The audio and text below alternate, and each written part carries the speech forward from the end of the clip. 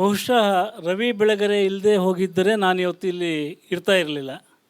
ನಾನು ಪತ್ರಕರ್ತ ಆಗ್ತಿರಲಿಲ್ಲ, ಅಂಕಣಕಾರ ಆಗ್ತಿರಲಿಲ್ಲ, ಅಥವಾ ಈ ನನ್ನ ಅಕೌಂಟಿಂಗ್ ಫೀಲ್ಡ್ ಬಿಟ್ಟು ಜರ್ನಲಿಸಮ್ಗೆ ಬರ್ತಾ ಇರಲಿಲ್ಲ ಅಂತ. ಹೀಗಾಗಿ ಇದು ನನ್ನೊಬ್ಬನ ವಿಚಾರದಲ್ಲೂ ಮಾತ್ರ ಅಲ್ಲ, ಹಲವಾರು ಮಂದಿಯನ್ನು ಅವರು ಬರಹಕ್ಕೆ ಹಚ್ಚಿದವರು, ಹಲವಾರು ಮಂದಿಯನ್ನು ಅವರು ಓದಲಿಕ್ಕೆ ಹಚ್ಚಿದವರು. ಹೀಗಾಗಿ ಈ ಕನ್ನಡ ಚರಿತ್ರೆಯಲ್ಲಿ ನಾವು ಸಾಹಿತ್ಯ ಚರಿತ್ರೆ ನೋಡಿದ್ರೆ ಒಂದೊಂದು ಕಾಲಘಟ್ಟದಲ್ಲಿ ಒಬ್ಬೊಬ್ಬರು ಒಂದು ಲಕ್ಷಾಂತರ ಓದುಗರನ್ನು ಮತ್ತೆ ಕನ್ನಡದತ್ತ ಹೊರಳುವಂತೆ ಮಾಡಿದವರಿದ್ದಾರೆ. ನನಗೆ ಮೊದಲು ನೆನಪಾಗೋ ಹೆಸರು ಎಸ್.ಎಲ್. ಭೈರಪ್ಪ ಅವ್ರದ್ದು. ಭೈರಪ್ಪ ಅವರ ಒಂದು ಕಾದಂಬರಿ ಬಂದಾಗ ಲಕ್ಷಾಂತರ ಮಂದಿ ಅವರ ಕಾದಂಬರಿಯನ್ನು ಓದುವ ಹವ್ಯಾಸವನ್ನು ಹಚ್ಕೊಂಡ್ರು. ಆ ಕೆಲಸವನ್ನು ಹಲವಾರು ಪತ್ರಿಕೆಗಳು, ಧಾರಾವಾಹಿಗಳು ಮಾಡಿದ್ವು. ರವಿ ಬೆಳಗೆರೆ ಬಂದ ನಂತರ ಸ್ವಲ್ಪ ಓದುವ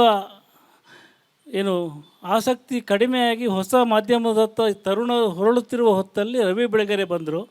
ಅವರು ತಮ್ಮ ಭಾಷೆಯಿಂದ, ತಮ್ಮ ಶೈಲಿಯಿಂದ ಮತ್ತೆ ಹೊಸ ಓದುಗರನ್ನ ಹುಟ್ಟಾಕಿದರು.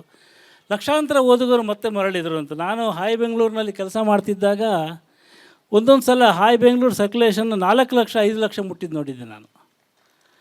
ಆಮೇಲೆ ಒಂದೊಂದು ಪತ್ರಿಕೆಯನ್ನು 10-20 ಮಂದಿ ಓದ್ತಾಯಿದ್ರು. ಅಂದರೆ ಒಂದು 5 ಲಕ್ಷ ಪತ್ರಿಕೆ ಪ್ರಿಂಟಾಗಿ ಒಂದು ಪತ್ರಿಕೆಯನ್ನು 20 ಮಂದಿ ಓದಿದರೆ ಎಷ್ಟು ಮಂದಿ ಒಂದು ಪತ್ರಿಕೆಯನ್ನು ಓದ್ತಾಯಿದ್ರು ಯೋಚನೆ ಮಾಡಿ. ಅಥವಾ ಅವರು ಪ್ರಕಟ ಆಗ್ತಿದ್ದ ಕಾದಂಬರಿಗಳಿರ್ಬೋದು, ಅಥವಾ ಅವರ ಮೊದಲ ಮುದ್ರಣವನ್ನೇ ಅವರು 10,000 ಹಾಕಿದ್ದು ನೋಡಿದ್ದೀನಿ ನಾನು. ನಾವು 10,000 ಆಗಬೇಕಿದ್ರೆ 20 ವರ್ಷ ಕಾಯಬೇಕಿವತ್ತು. ಹೀಗಾಗಿ ಒಂದು ಮಿಂಚಿನ ಓಟ ಅಂತ ಏನು ಹೇಳ್ತೀವಲ್ಲ, ಅವರ ಜೀವನವೇ ಒಂದು ಮಿಂಚಿನ ಓಟ ಆಗಿತ್ತು ಅಂತ. ಅವರು ನನಗೆ ಇವತ್ತು ನಿಂತ್ಕೊಂಡು ನೋಡಿದಾಗ ನಮಗೆಲ್ಲ ಅವ್ರ ಬಗ್ಗೆ ಗೊತ್ತಿರೋದು ಅರ್ಧ ಸತ್ಯ ಮಾತ್ರ. ಉಳಿದ ಅರ್ಧ ಸತ್ಯ ಗೊತ್ತಿರುವಂಥ ಲಲಿತಮ್ಮ ಇಲ್ಲಿದ್ದಾರೆ. ಅವ್ರ ಬಗ್ಗೆ ಅವರನ್ನು ಮೊದಲಿನಿಂದ ನೋಡಿದವರು. ನಾವು ಅರ್ಧ ಕಾಸು ಬಾತ್ ಕೇಳಿ ಅವರನ್ನು ತಿಳ್ಕೊಂಡಿದ್ದು, ಅರ್ಧ ಅವ್ರ ಜೊತೆಗಿದ್ದು ತಿಳ್ಕೊಂಡಿದ್ದು. ಬಟ್ ಇವರು ಅವರ ಕಾಸು ಬಾತ್ ಆಗಿದ್ದವರು ಲಲಿತಮ್ಮ. ಇವರಿಗಿಂತ ದೊಡ್ಡ ಕಾಸು ಬಾತ್ ಇಲ್ಲ. ಹಾಗಾಗಿ ಇವ್ರ ಹತ್ರ ಮಾತಾಡಿದಾಗ ಇವ್ರು ಮಾತಾಡೋದನ್ನು ನಾನು ಬರ್ತಾ ಕೇಳಿಸ್ಕೊಂಡು ಬಂದೆ. ಅವ್ರು ಹೇಗೆ ಪೋಸ್ಟ್ ಮ್ಯಾನ್ ಕೆಲಸ ಮಾಡಿದರು ಅಂತ ಅಲ್ಲಿಂದ ಹಿಡಿದು ಹೇಗೆ ಅವರ ಮನೆಯನ್ನು ನೋಡಿಕೊಳ್ಳುವ ಮತ್ತು ಒಂದು ಹಂತಕ್ಕೆ ಬಂದರು ಅಂತ ಹೇಳುವ ಒಂದು ಇಡೀ ನಮಗೆ ಗೊತ್ತಿರೋದು ಆನಂತರದ ದಿನಗಳು, ಅವರ ಮಕ್ಕಳಿಗೆ ಗೊತ್ತಿರೋದು ಆನಂತರದ ದಿನಗಳು, ಅವರ ಓದುಗರಿಗೆ ಗೊತ್ತಿರೋದು ನಂತರದ ದಿನಗಳು. ಬಳ್ಳಾರಿಯಲ್ಲಿ ಅವರು ಮಾಡಿದಂಥ ಹೋರಾಟಗಳು, ಪ್ರಜಾಜಾಗೃತಿ ಸಂಘ. ಇವತ್ತು ಇಲ್ಲಿ ನನಗೆ ಭಾಳ ಆಶ್ಚರ್ಯ ಆಗಿದ್ದೇನೆಂದರೆ, ರವಿ ಬೆಳಗೆರೆಯ ಓದನ್ನು ನಾವು ಆರಂಭಿಸಿದ್ದು ಅವರು ಬರಲಿಕ್ಕೆ ಶುರು ಮಾಡಿದ ದಿನಗಳಲ್ಲಿ, ಅವರ ಕೊನೆಯ ದಿನಗಳಲ್ಲಿ ಅವರನ್ನು ಓದಲಿಕ್ಕೆ ಮಾಡಿದಂಥ ಯಂಗ್ಸ್ಟರ್ಸ್ ಬಂದಿದ್ದಾರೆ. ಒಬ್ಬ ಲೇಖಕ ಕಣ್ಮನೆ ಆದ ನಂತರ ಕೂಡ ಯುವ ಓದುಗರನ್ನು ಸೆಳೆದು ಅವರನ್ನು ಒಂದು ಕಾರ್ಯಕ್ರಮಕ್ಕೆ ಕರೆತರುವುದು ಅದು ಕನ್ನಡದ ಶಕ್ತಿ ಅಂತ. ರವಿ ಬೆಳಗೆರೆಯ ಕನ್ನಡಕ್ಕೆ ಆಸಕ್ತಿ ಇತ್ತು, ರವಿ ಬೆಳಗೆರೆಯ ಬರಹಕ್ಕೆ ಆಸಕ್ತಿ ಇತ್ತು. ಆಮೇಲೆ ಈ ಹಾಡುಗಳ ವಿಚಾರ ಬಂದಾಗ ನನಗನ್ನಿಸುತ್ತೆ, ರವಿ ನಿಜವಾಗಲೂ ತನ್ನನ್ನು ಒಪ್ಪಿಸಿಕೊಳ್ತಿದ್ದು ಪತ್ನಿಗೂ ಅಲ್ಲ, ಗೆಳೆಯರಿಗೂ ಅಲ್ಲ, ಓದುಗರಿಗೂ ಅಲ್ಲ, ಹಾಡುಗಳಿಗೆ ಅಂತ. ಯಾವಾಗ ಅವ್ರ ಹತ್ರ ಹೋದರೂ ಒಂದು ಹಾಡು ಇರ್ತಾಯಿತ್ತು. ಆಮೇಲೆ ಬ್ಯುಸಿಯಾಗಿ ಅಂಕಣ ಬರಿತಾಯಿದ್ರು. ಅಂಕಣ ಬರಿತಾ ಇದ್ದ ಹೊತ್ತಲ್ಲಿ ಒಂದು ಹೊಸ ಹಾಡು ಬಂದರೆ ಅದನ್ನು ನಿಲ್ಲಿಸಿ, ಯಾರು ಬಂದರು ಇಲ್ಲಿ ಬನ್ನಿರಿ ಒಂದು ಹೊಸ ಹಾಡು ಹಾಕಿದ್ದೀನಿ ಅಂತೇಳಿ ಹಾಡನ್ನು ಕೇಳಿಸೋರು. ಹಾಗಾಗಿ ನಾವು ಒಂದು ಸಲ ಕೇಳುವ ಹಾಡನ್ನು ಅವರು ಎಷ್ಟು ಗೆಳೆಯರು ಬರ್ತಾರೋ ಅಷ್ಟು ಗೆಳೆಯರ ಜೊತೆ ಕೇಳಿದ್ದಾರೆ. ಆಮೇಲೆ ಇನ್ನೊಂದು ಅಭ್ಯಾಸ ನೋಡಿದ್ದೀನಿ, ಒಂದು ಒಳ್ಳೆ ಹಾಡು ಕೇಳಿದರೆ ಅವ್ರು ಫೋನ್ ಮಾಡಿ ಆ ಫೋನಲ್ಲಿ ಹಾಡು ಕೇಳಿಸೋದು. ಎಷ್ಟೋ ಮಂದಿಗೆ ಆ ಫೋನಲ್ಲಿ ಹಾಡು ಕೇಳಿಸುವಂಥ ಕೆಲಸವನ್ನು ಮಾಡಿದ್ದಾರೆ. ಇನ್ನೊಂದು ಅಂಶ ನಾನು ಅವರ ಬಗ್ಗೆ ಹೇಳಲೇಬೇಕಾದ್ದೇನೆಂದರೆ, ಬರೀ ಮುಂದಿನ ವಾರ ಬಿಡುಗಡೆ ಆಗಬೇಕಾಗಿತ್ತು, ಇನ್ನೊಂದು ಕಾದಂಬರಿ ಇನ್ಯಾರಿಗೋ ಬರ್ಕೊಡ್ತಾಯಿದ್ರು, ಇನ್ಯಾವುದು ಅನುವಾದ ಮಾಡ್ತಾಯಿದ್ರು.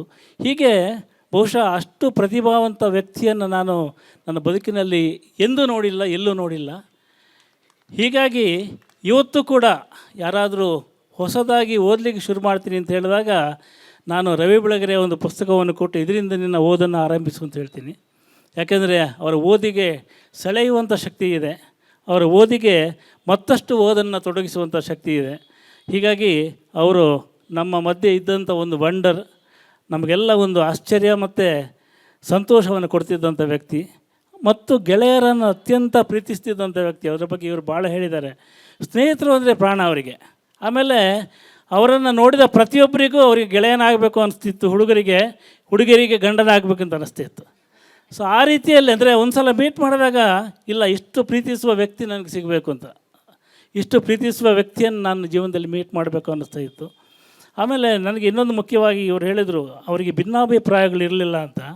ಎಷ್ಟೋ ಸಂದರ್ಭದಲ್ಲಿ ಅವರು ಅಷ್ಟಾಗಿ ಇಷ್ಟಪಡಿದಂಥ ವ್ಯಕ್ತಿಗಳು, ಆ ವ್ಯಕ್ತಿಗಳು ಕೂಡ ಇವ್ರನ್ನ ಇಷ್ಟಪಡ್ತಿರಲಿಲ್ಲ.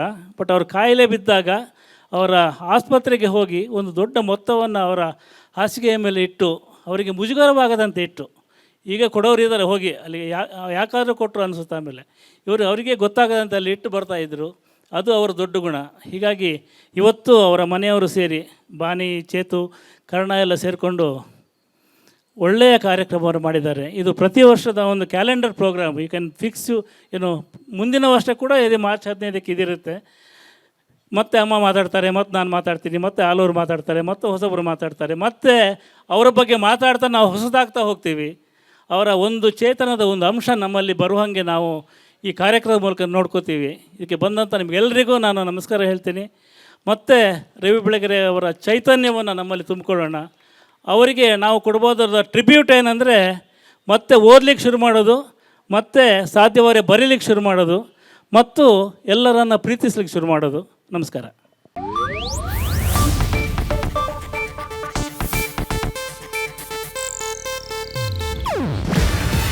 ಇದು ಏಷ್ಯಾನೆಟ್ ನ್ಯೂಸ್ ನೆಟ್ವರ್ಕ್ ಪ್ರಸ್ತುತಿ.